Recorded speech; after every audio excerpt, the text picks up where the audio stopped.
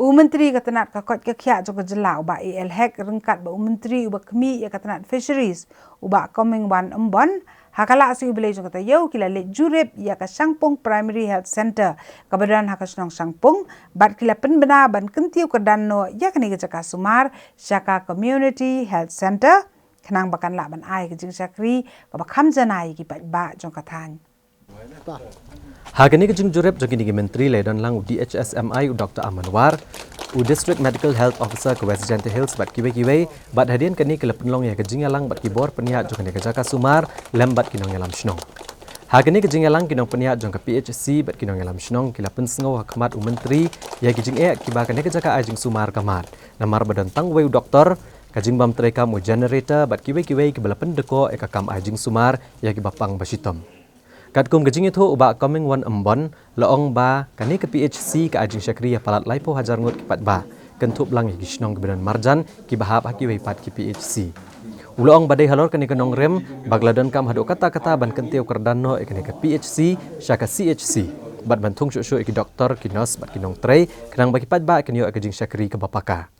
Nakaliang jong Myntri ketenat kakot kakya ulah pentip bagi sorkar jela hapo kejing alam jong Konrad kongkal sangma kumu Myntri rangba kalamang hinyupsan keluar tengka hakawat ke banengkong ban penbahai kejaka ajing sumar bat lengba kania an penbaha mardor ikur kom syakri jong kani ke PHC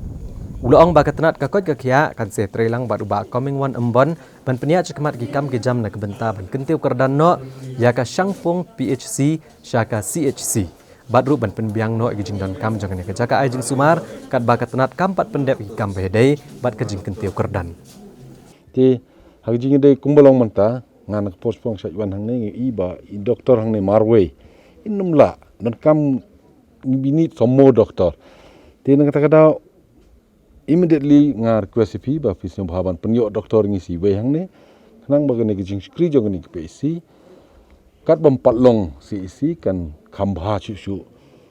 tarai yang scam ba kejing wan jong im tak sing hang nei kan I'm same ru igni pa ba ke bron sau dong jong kan ka PCN Dagaliang ke jongi ke health department